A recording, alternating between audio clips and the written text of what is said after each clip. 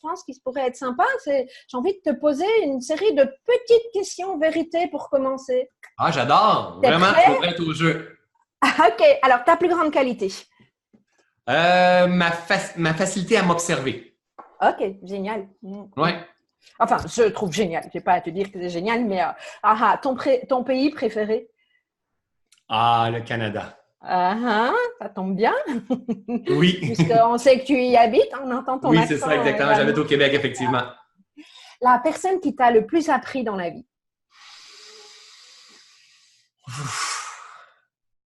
Aïe, aïe, aïe, ça, c'est une excellente question. Premièrement, c'est moi, en m'observant, mais... Ah là là là là là là là là, je vous dirais... c'est ma famille, hein? C'est mes frères et sœurs, autant le quoi faire et quoi ne pas faire.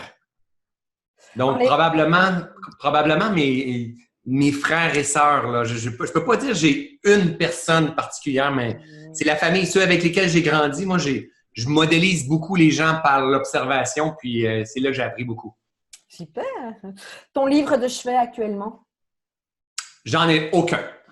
OK. C'est intéressant. Tu vas voir. Enfin, c'est intéressant. Tu vas sourire tout à l'heure quand j'expliquerai ce qui m'a frappé dans ta conférence l'année passée. Ouais. Alors, de quoi tu pourrais pas te passer? De la nature. Dans quoi tu penses que tu es le plus doué? Dans ma façon de vulgariser les enseignements. Uh-huh, uh-huh. Pour toi, l'intelligence, c'est quoi? Ah, l'intelligence, c'est la vie, c'est le souffle divin, c'est ce qui permet de capter l'information qui est dans tout, finalement. L'intelligence, c'est le vivant, c'est ce qui est. Uh-huh. Si tu pouvais changer quelque chose dans le monde, qu'est-ce que ça serait? C'est une très bonne question, hein? Tu sais, je le fais à ma façon, mais ça serait probablement l'éveil des gens. De faire comprendre aux gens que tout est là, il manque rien. Ah, ça résonne. Ton premier souvenir en tant qu'enfant? Wow, très belle question. C'est rare, je me fais poser tout ce genre de questions-là. Mon premier souvenir, en fait, le plus loin que je me rappelle. Hein?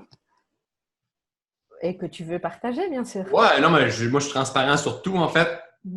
Je te partage ce qui vient à mon esprit présentement, c'est que j'avais peut-être 4 ans.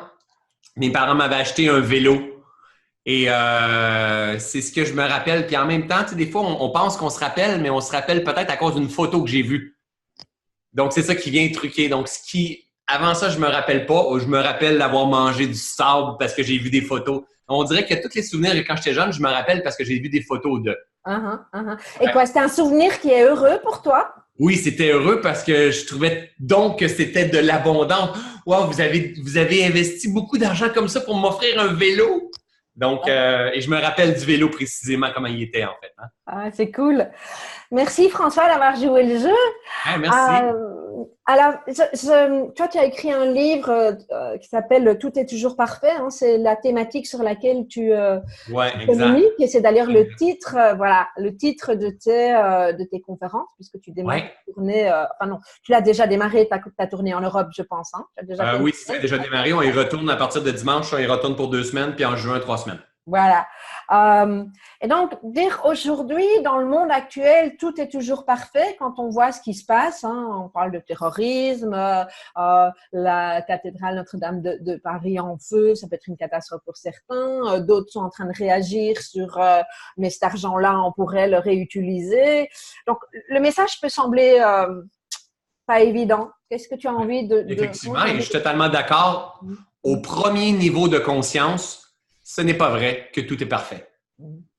Donc, on va voir que l'argent, on devrait l'investir pour les pauvres.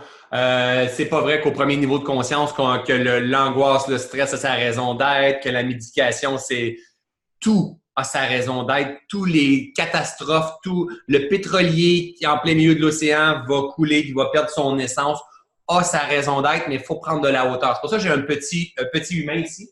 Moi, j'enseigne souvent avec le petit humain.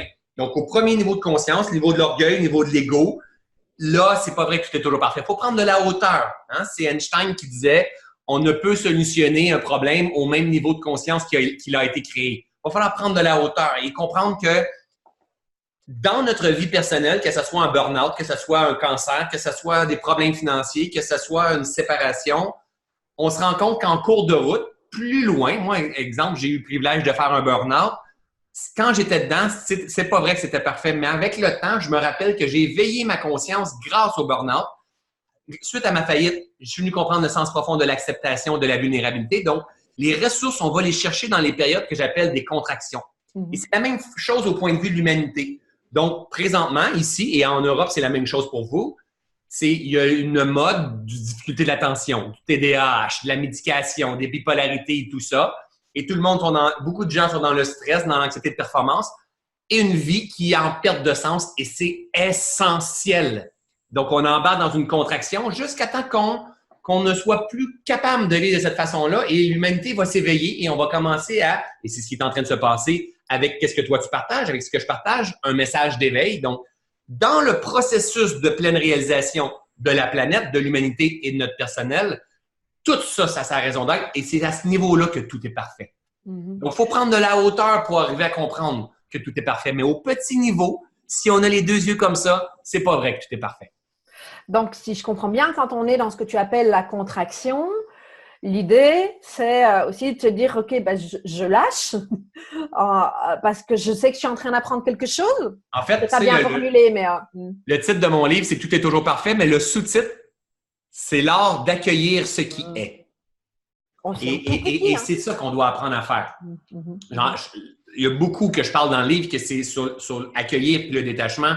On doit apprendre à être, tantôt tu as parlé d'intelligence, comme l'intelligence universelle. Pas l'intelligence de mon professeur, pas l'intelligence de mon père, pas l'intelligence de ma mère, comme l'intelligence universelle. Là où est-ce qu'il y a les grandes lois de causalité, d'attraction, de cycle, de cause à effet, de changement, de toutes ces grandes vérités-là, et qu'on doit être en harmonie avec ces vérités-là. Donc, quand souvent, il y a des tempêtes, il y a des inondations, il y a un feu de forêt, mais la nature n'est pas en train de se dire « je suis pas en équilibre, ça fonctionne plus ». Elle accueille ce qui est tout simplement et elle va se réinventer, se régénérer. C'est essentiel dans son processus de pleine réalisation à elle. Comme la nuit, le jour, comme… Mais nous, c'est ça l'être humain, notre problème, c'est que nous, on résiste et on essaie de contrôler. Hein, souvent, je vais dire dans mes conférences en blague, mais pour bien illustrer, le contrôle et le maître maîtrise. Le maître, il va essayer d'apprendre. Le maître, il va prendre du recul, il va prendre de la hauteur, il va calmer, il va apprendre à se gérer, il va faire du détachement. Et le con, mais lui, il va vouloir contrôler ce qu'il n'aimera pas parce qu'il va souffrir puis dans une insécurité profonde. Donc, on doit apprendre à vivre en harmonie avec la nature, mais on doit prendre de la hauteur sur notre façon de… Et la réalité, c'est que c'est pas on doit le faire parce que François le dit ou d'autres le disent, c'est que le moment où est-ce que j'agis de cette façon-là, si j'active mon intelligence et j'observe dans mon système, dans ma machine, je me rends bien compte que je préserve ma paix, mon harmonie, ma puissance, ma lumière. Et elle est là, la vérité. C'est pas parce que quelqu'un le dit, c'est que quand je fonctionne en harmonie avec les grandes vérités universelles et je m'observe, je me rends compte que la vérité est à l'intérieur de moi, je reste en harmonie. Et à l'opposé, le moment où je cherche à contrôler, je deviens anxieux avec le sentiment qu'il manque quelque chose et surtout souffrant. À conjuguer un bon niveau de conscience. Donc, c'est un art de vivre, tout ça. Et donc, en fait, on va chercher la paix intérieure, c'est ça? L'être humain est profondément à la recherche de la paix. On est profondément à la recherche de deux choses, de la paix et de l'amour. Quand il manque les deux, on a une série de schémas, de conditionnements, où est-ce qu'on attaque, on juge, on critique, on culpabilise, on s'auto-sabote, on se rejette, on vit à basse fréquence, donc dans nos souffrances, et par pure ignorance, là. Juste parce qu'on ne s'est pas fait apprendre dans les écoles ou par nos parents. Tout à fait. Oui.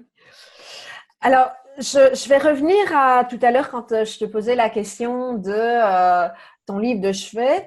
Quand je t'ai vu sur scène au mois de mars l'année passée à la NBS, tu as parlé à un moment donné du fait que tu étais boulimique c'est ça le terme que tu as utilisé, hein, de connaissances avec les livres, avec les formations, etc. Et donc, moi, ça m'a parlé. Je pense que ma communauté va pas du tout s'y retrouver, hein, clin d'œil, mais quand j'ai entendu ça, je dis waouh, ça m'a bien fait rire. Alors, est-ce que tu peux nous expliquer comment tu as fait? Enfin, est-ce que c'est ça que j'ai compris pour lâcher peut-être ces formations, ces besoins de connaissances?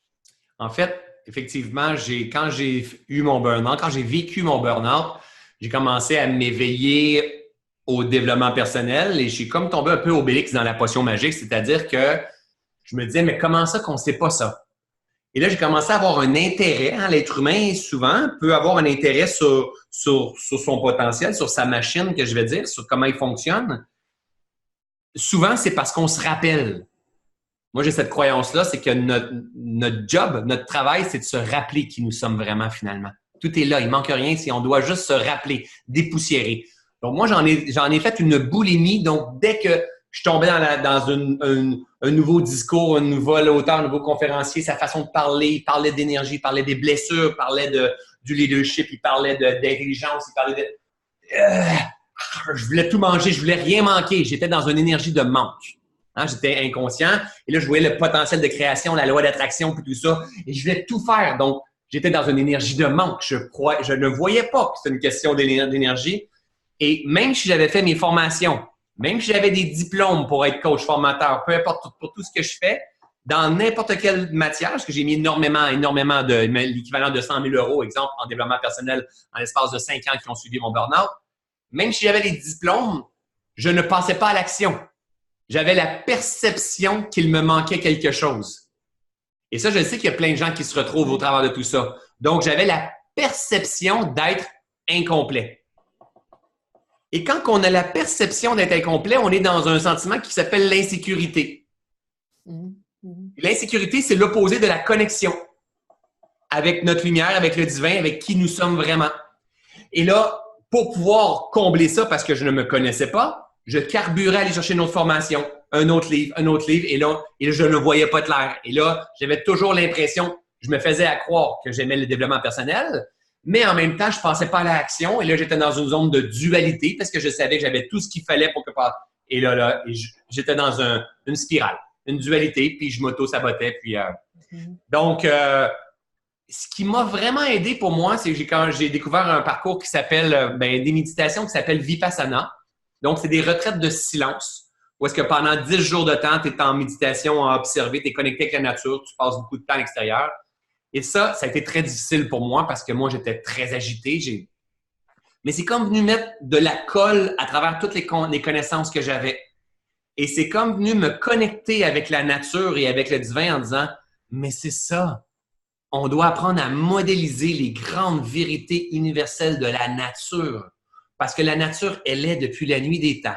Les religions, il y a eu différentes religions, mais qui ont toutes été réécrites et retransmises sur le temps de l'évolution. L'être humain a distorsionné, a changé certaines choses.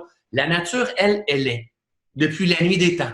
Et si je me suis rendu compte que si j'appliquais ce que la nature appliquait et je mettais ça dans ma vie, autant comme papa, comme maman, comme entrepreneur, j'avais du résultat, j'étais dans l'abondance et j'avais quoi? La paix d'esprit. Et souvent, je demande ça comme question aux gens de ma communauté dans les conférences, qui ça leur fait du bien d'aller dans la nature. 100% des gens lèvent la main, je dis qu'est-ce que vous trouvez? La paix.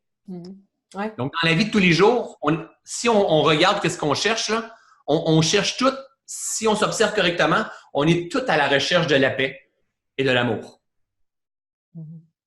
Donc,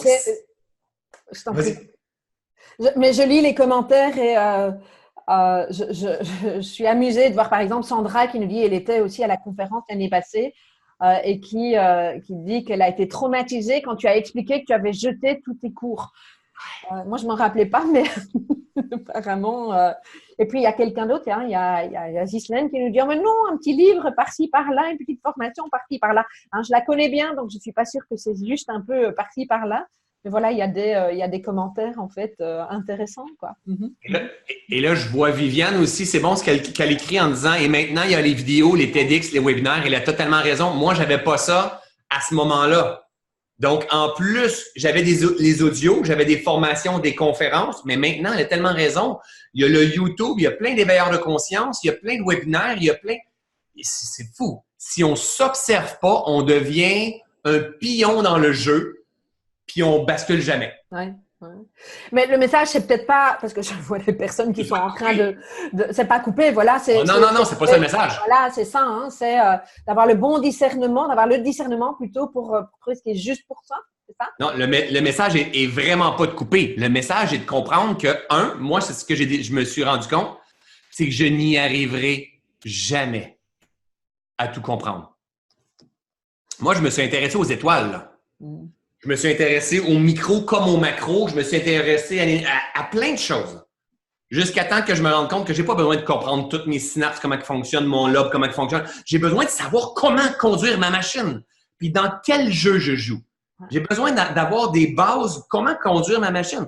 Quand je conduis ma voiture, j'ai pas besoin de savoir comment fonctionnent les pistons ou les cardans de ma voiture. J'ai besoin de savoir conduire ma voiture, la pédale d'accélération, la pédale pour ralentir, le volant, comment ça. J'ai besoin de bien le carburant que je vais mettre, j'ai besoin de comprendre comment ça va fonctionner, mais pas toutes les petites particules de mon corps, et on se perd dans la connaissance. C'est le piège, hein, c'est ce que j'appelle le piège de la connaissance. Le Bouddha il a partagé un chemin de l'illumination en, je pense, une 10 ou 12 étapes, et la première étape, c'est la connaissance. La première étape! Et la majorité des gens, comme moi, on reste pris à la première étape, avec la perception qu'il nous manque quelque chose, qu'il nous manque quelque chose, qu'il nous manque quelque chose. Ça fait qu'on bascule pas dans la libération de qui nous sommes, une meilleure compréhension, une meilleure maîtrise au travers de tout ça. Ça me touche particulièrement ce que tu dis, puisque tu sais qu'on est dans un groupe de personnes concernées par le haut potentiel. Alors, beaucoup de mon public se découvre là-dedans. Et on est très nourri par des tas de livres et d'initiatives qui vont nous expliquer comment on fonctionne, hein, nous donner de la théorie. Mais mon initiative au niveau du congrès, de ce que je mets en place, c'est de donner des clés pour pouvoir vivre avec épanouissement, et ça passe pas forcément par le fait de tout savoir techniquement, etc., d'aller décortiquer des sujets. Enfin, en tout cas, j'ai pas envie de rentrer là-dedans. Il y en a déjà d'autres qui le font, Mais tu sais que tu viens de m'inspirer quelque chose que je parle rarement, c'est que c'est super important ça. C'est qu'en arrêtant de m'abreuver de plein de connaissances, j'ai eu accès à la connaissance. Ouais. Ouais. Et celle-là, parce que la vraie bibliothèque, là, elle est ici, la vraie bibliothèque. Elle est là. Elle est partout. Elle est dans l'énergie. Elle est dans l'énergie. Maintenant, ce qui m'a amené à comprendre ça, c'est qu'il y a un chemin que j'appelle le chemin de la reconnexion pour venir avoir accès à ça. Et c'est là qu'on vient toucher le vrai génie créatif, la vraie intelligence. Et là, il y a quelque chose qui sort de nous. Oh my God, mais c'est quoi ça? Mais c'est juste qu'il y a un souffle de plus grand qui passe à travers nous. Donc, moi, quand je lisais beaucoup de livres, et encore une fois aujourd'hui, si je me mets, exemple, à écouter des vidéos de mes amis, exemple, David Lefrançois, Martin Latulippe ou plein de gens, je perds l'essence de qui je suis. Je les aime beaucoup. Ils ont beaucoup enseigné. C'est leur style à eux. Tu comprends? Mais moi, je me connais. Le jour où est-ce que je me mets à faire ça, là, je perds mon essence. Ouais. Et j'ai fait ça plein de fois dans ma vie, si tu savais. Maintenant, le jour où j'ai appris à m'observer, que à chaque fois que je retombais en retraite, que je me calmais, je me reconnectais à qui j'étais, je devenais un génie. Et c'est ce génie-là aujourd'hui que j'ai envie de partager. Donc, c'est pas de connaissance, c'est de se brancher sur ta vérité. Et le moment où tu te branches sur ta vérité, sur ta lumière, tu es induit de tellement de connaissances et c'est cet apport-là que tu dois faire au monde. Ça me touche très particulièrement. Je vais en profiter pour te remercier parce que, il y a un truc qui se passe qui est vraiment curieux, en tout cas qui est beau. Quand je t'ai entendu l'année passée sur scène, c'est grâce à toi, en fait, quand je suis rentrée à l'hôtel, que j'ai écrit à des éditeurs en disant, OK, ça y est, je sais pas si tu savais ça. Okay? Ouais, c'est vrai, c'est bon ça. Ouais, mais donc il y a de l'émotion là, puisque le lundi suivant, j'avais une réponse et que j'ai signé avec cet éditeur-là, que le livre sort le 10 septembre. Et pour rejoindre ce que tu dis, au début, quand je l'ai écrit comme les autres, bien comme il faut. Et en fait, j'ai rien écrit du tout. J'ai jeté tout ce que j'ai démarré. Ça a été vraiment une période très angoissante pour moi. Et à partir du moment, et j'en parle vraiment parce que je trouve que c'est important que les gens voient tout ce que je fais, etc. Et moi aussi, je peux passer par des moments difficiles. Et le fait à un moment donné, de lâcher, d'aller me balader, de laisser venir. Parfois, je sais même pas, je me mets devant mon ordi, je sais pas ce que je vais écrire. Et ça, je sais que c'est juste, en fait. Et voilà. Et donc, c'est difficile à contrôler. Enfin, on ne sait pas à contrôler. Et quand tu as une date derrière de publication, j'ai trouvé, c'était des instants de contraction, comme tu dis. Hein. Alors, l'accouchement, là, ça prend vraiment son sens. Ouais, exact. Et en même temps, exemple, si tu avais une date qui a emmené un stress, une anxiété et qui c'est comme un poison que je ne suis plus capable de vivre comme ça peut te forcer à décider de vivre autrement et retrouver la paix. Puis en fait, c'était ça le but du livre, de trouver un autre chemin. Et ça a été moi, mon chemin. Tout ça avait sa raison d'être un boulimique de connaissances pour m'emmener dans cette zone-là pour aujourd'hui partager tout ça. Il n'y a rien, je me rappelle plus qui disait ça, Antoine de Lavoisier, je pense. Rien ne se perd, rien ne se crée, tout se transforme. Tout a sa raison d'être dans ce plan-là. Tout a sa raison d'être. Par contre, dans mon cheminement, dans ce que je suis encore en cheminement, je suis encore en transformation, je me rends compte d'une chose, c'est que ça prend quelque chose, c'est que c'est l'humilité. De comprendre que nous sommes tous, tout simplement, un canal à quelque chose d'autre. Que l'on appelle comme on veut. Que l'on appelle comme on veut. À une énergie que par notre expérience, on vient vulgariser à notre façon de la percevoir. Comme un transformateur d'une énergie plus grande. Donc, moi, je la partage avec une certaine forme d'analogie, de vibration, d'histoire pour qu'elle soit assimilable. Mais on fait tous la même chose. Mais il faut avoir l'humilité de comprendre que, et moi, c'est aujourd'hui le chemin qui m'intéresse le plus. Moi, je suis intéressé par des génies que je vois expliquer, puis je dis « Ah, wow, alléluia! » Mais pour moi, la personne, elle va vulgariser, mais en même temps, c'est la source qui coule à travers cette personne-là. Ça m'intéresse. Énormément. Énormément. Et ça m'intéresse d'être un joueur de cette façon-là aussi. Donc, tout a sa raison d'être. Et l'intelligence, là, qu'on a parlé tout à l'heure, l'intelligence, elle est universelle, elle est là. On a tout accès à cette grande bibliothèque-là. Maintenant, c'est de trouver le chemin à tout ça. À sa façon. On a toute une façon différente. Alors, ce chemin, justement, pour rebondir sur ce que tu dis, est-ce que tu as peut-être des clés, des conseils à donner à notre public pour y aller? Oui. En fait, il y a différents. On peut prendre la drogue. J'y ai-tu vraiment dit ça? Non, mais il y a différents chemins. Certains vont prendre la drogue pour écrire des chansons parce qu'on n'est pas obligé d'être un auteur, hein? Pour être un éveilleur de conscience, pour partager l'intelligence, tu peux être un auteur puis jouer de la musique ou un peintre ou des génies, il y en a partout. Donc, c'est une des façons. Cependant, il y a plein de causes négatives à tout ça qui va te faire perdre ton génie créatif dans une suite de cause à effet. Donc, il y a d'autres façons et il y en a une qui passe par ici. Là. On a 2 trous ici qu'on appelle les narines.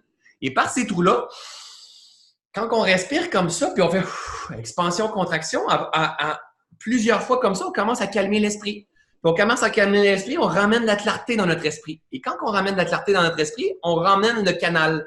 Et on commence à être inspiré par nos intuitions, par notre inspiration, et le souffle, il est là. Et on commence à être guidé, puis on arrive à lire la vie, et le syndrome de page blanche, il n'est pas là. Puis là, pour moi, c'est le chemin de la reconnexion, tout ça. Donc, moi, c'est celui-là que j'enseigne parce que les effets secondaires sont extrêmement bénéfiques. C'est-à-dire que tu ramènes l'harmonie dans la vie, tu ramènes l'amour dans la vie, tu ramènes dans des enseignements plus justes, tu as la paix en l'ayant. Donc, tu sais, moi, quand j'ai dit la drogue au début, c'est parce que si je retourne de là 13 ans, 10 ans peut-être, j'étais quelqu'un qui fumait mon joint régulièrement. Quand je fumais un joint, j'étais un génie. J'étais un génie. Mais des fois, je fumais mon joint pour calmer mon génie. Ouais. C'était trop fort. Parce que je n'arrivais pas à me canaliser, à canaliser mon énergie, à avoir des racines. Mais tout ça, ça s'apprend. Tout ça, ça s'apprend. Puis des fois, des gens disent « Mais toi, tu as trop d'idées. » C'est pas vrai, ça. C'est pas vrai qu'on a trop d'idées. On n'a peut-être pas assez de racines, par contre. Ouais. On n'a pas peut-être développé les outils pour canaliser l'énergie qui est là. Ça, c'était mon cas. Et c'est le cas de la majorité des gens. C'est pas « faut que j'arrête d'avoir des idées ». J'ai plein d'idées, j'ai un potentiel, j'ai un talent énorme. Maintenant, je dois venir développer des racines au travers de tout ça. Il manque rien. Chaque être humain, moi j'appelle ça, chaque âme en fait, chaque entité qui vient s'incarner a ses propres défis, ses propres challenges et doit trouver sa façon à lui de revenir dans cette cohérence-là, dans cette harmonie à l'intérieur de nous. Et l'harmonie, mais c'est l'amour et la paix. Donc, on doit préserver ça, avoir de la vigilance et surtout avoir une ferme intention de dire, j'ai un génie. Tu sais, la réalité, là, c'est que les gens qui sont avec toi savent très bien qu'ils ont un génie à l'intérieur d'eux. Ils savent très bien.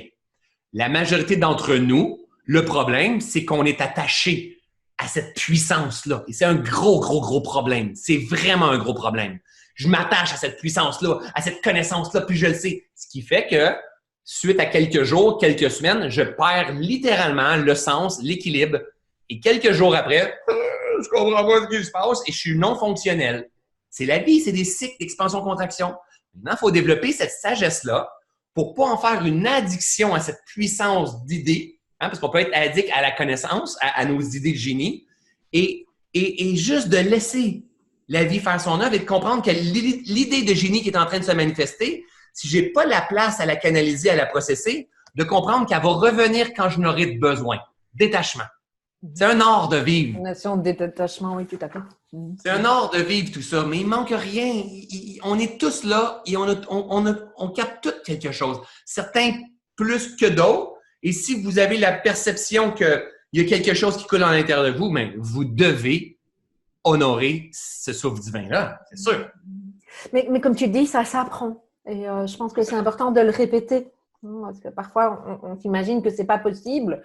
Quand je vois d'où je viens il y a X années, j'aurais jamais pensé que je puisse vivre ce que je vis aujourd'hui, hein, dans l'ancrage, dans l'intuition, la créativité, le fait d'oser. Donc, ça s'apprend. Tout s'apprend. Ça, là, toute notre pleine réalisation va passer par notre éducation. Et comme la communauté que tu as présentement qui sont en train de nous écouter, c'est important de comprendre que d'autres personnes vivent le même défi que nous, d'autres personnes. C'est super important. Il faut arriver à changer nos perceptions puis comprendre que même si on a un génie créatif, il y a d'autres challenges qui viennent avec ça. Parfait. Il y en a qui n'ont pas d'idées. Il y en a qui ont de la difficulté à avoir des idées, puis il y en a qui en ont trop d'idées. Chacun ses défis du moment. Tout à fait. Vraiment. François, je vais tout doucement terminer en parlant de ta conférence. Tu as donc le titre de ta conférence, c'est Tout est toujours parfait également. Elle dure assez longtemps. Tu nous proposes un moment de 3 heures, 3 bonnes heures, c'est ça? Oui, exactement. Tu peux. Alors moi, je suis inscrite, je suis impatiente de venir à Bruxelles la semaine prochaine. Dis-moi un petit peu, qu'est-ce qu'on va faire? Tu peux nous en parler? En fait, effectivement, c'est une conférence de 3 heures, 3h30, même en tout et partout avec la pause. Et c'est un moment d'apprentissage, mais c'est un moment qui se fait avec beaucoup d'humour. J'ai beaucoup d'humour dans ma façon d'enseigner. Je me suis rendu compte que l'humour est un pilier caché de la pleine conscience. L'humour permet à l'esprit d'ouvrir. Donc, je suis pas là pour dire comment vivre la vie. Je suis là pour emmener des histoires, avoir de l'autodérision. Il y a beaucoup d'humour, puis une fois que l'humour est installé puis la connexion est installée, j'emmène des messages percutants qui viennent comme une semence qu'on vient mettre. Donc, j'ai souvent des gens qui sont résistants dans mes... J'ai peut-être un 10% de ma salle ça leur tente pas d'être à l'événement conférence, qui ont été traînés par leur conjoint ou quoi que ce soit. Mais en réalité, ce que j'explique, c'est que tout a sa raison d'être. Vous êtes ici exactement parce que vous devez être là. La même affaire pour les messages que les gens nous entendent aujourd'hui, partager. On est toujours exactement à la bonne place pour le message qu'on a besoin de saisir. On va le prendre, on va le rejeter, ça va nous faire travailler. Tout a sa raison d'être toujours. Donc, j'emmène la perception du tout est toujours parfait, des piliers fondamentaux qu'on doit travailler. Je parle beaucoup du virus de l'esprit humain qui est notre pattern, hein, notre schéma de performer. Donc, tant qu'on cherche à performer, il y a un virus qui vient drainer notre énergie vitale, notre vraie puissance. Beaucoup d'amour de soi. Bref, j'ai vulgarisé des enseignements que je crois qu'on devrait avoir quand on est jeune à l'école. À l'école, oui. À l'école. Et que je crois profondément que les gens dans la salle savent déjà tout ça, au plus profond d'eux. Et mon rôle à moi, d'éveilleur de conscience, en faisant ce que je fais au quotidien, c'est juste d'aider aux gens à se rappeler qui ils sont vraiment. Ouais. Je crois profondément à la lumière de chacun d'entre nous Et même si la personne ne veut pas l'avoir, même si la personne, ça fait partie de ses conditionnements, ça fait partie de sa protection, c'est OK. Détachement pour moi, mais moi, je partage à ma façon qu'est-ce que j'ai compris jusqu'à maintenant, tout en partageant que je suis aussi encore en transformation, en évolution. Oui, tout a un temps, hein. Résistance peuvent lâcher à un moment donné, et puis voilà, on avance chacun à notre rythme, un pas à Constamment. la fois. Constamment. Et surtout, dans tout ça, je m'amuse et j'aime connecter avec les gens. Et c'est un 3h, 3h30 qui passe très, très, très, très rapidement. J'en suis certaine pour t'avoir déjà suivi plusieurs fois. Je suis sûre que les gens vont apprécier, qu'ils vont pas s'ennuyer, qu'ils vont pas trouver ça trop long. Alors, Bruxelles, c'est, je vais pas dire malheureusement, c'est génial pour toi, pardon. Hein, c'est déjà sold out. Ouais. Les amis belges, on a bien bossé quand même. Hein. Vous avez été formidable, honnêtement. C'est la première fois que je vais en Suisse, la première fois que je vais à Bruxelles. On avait fait la France une couple de fois. Et ces deux-là, on a été pleins très rapidement. Génial. Complet, en fait. Hein, on va revenir une autre fois éventuellement. Hein. C'est juste qu'on ne savait pas de quelle façon. Puis on est une salle de 200 personnes, ça s'est rempli très rapidement. Donc, et donc, il y a encore, ben voilà, non, c'est vraiment très chouette. Moi, je suis ravie, en tout cas, de savoir que ça se remplit, que je sais que tu attires les gens. Donc, il y a encore en France, tu passes encore en France, donc Bruxelles, encore en France. France le 10, c'est ça, Metz, Lyon. Oui, exactement, exactement. Et on fait plein de villes de France. En fait, je ne les ai pas toutes. Je pense qu'on fait une dizaine, 10, 15 villes en France. Donc, juste à regarder. La Suisse aussi, je pense. Hein, je vais mettre le lien. Hein, la Suisse, on est aussi complet. Metz, je pense qu'il reste une dizaine ou quinzaine de places. Il y en a d'autres qui restent plusieurs places qu'on revient en juin aussi. Donc, on a juste peut-être tout est toujours parfait.ca ou .com. Vous allez tout voir les détails. OK. Donc, je vais vous mettre le lien juste en dessous de la vidéo quand on aura terminé. Voilà, François, le mot de la fin, qu'est-ce que tu as envie de nous dire? Ben, le mot de la fin, je vois quelques commentaires, puis certaines personnes disent ça a l'air, c'est difficile pour moi, un chemin emprunté pas facile, malheureusement. On voit la résistance au travers de tout. Et dans tous les, j'ai modélisé, on voit beaucoup de bons commentaires, mais on voit aussi le discours intérieur. Vous savez, qu'est-ce que j'écris, c'est mon discours intérieur, c'est le discours intérieur. Si j'ai écrit quelque chose, j'ai dit quelque chose, c'est mon discours intérieur. Si c'est mon discours intérieur, c'est ma réalité. Donc, dans toutes les religions que j'ai modélisées dans la vie, il y avait un message qui revenait partout. Que ta volonté soit faite, ainsi soit-il, à la grâce de Dieu, Inch'Allah. Ce que tu crois, ça devient ta réalité. Donc, peut-être que présentement, on trouve ça difficile et c'est OK. Cela aussi changera. Et on doit vouloir marcher vers cette harmonie et honorer cette lumière-là. Donc, un pas à la fois, avec beaucoup de douceur et de bienveillance pour soi d'abord et avant tout. Effectivement, douceur et bienveillance, c'est important. Merci François. Ça me fait plaisir. Merci de l'invitation, puis au plaisir de vous rencontrer éventuellement dans une conférence peut-être. Super, à la semaine prochaine. À bientôt. Bye bye. Bye bye.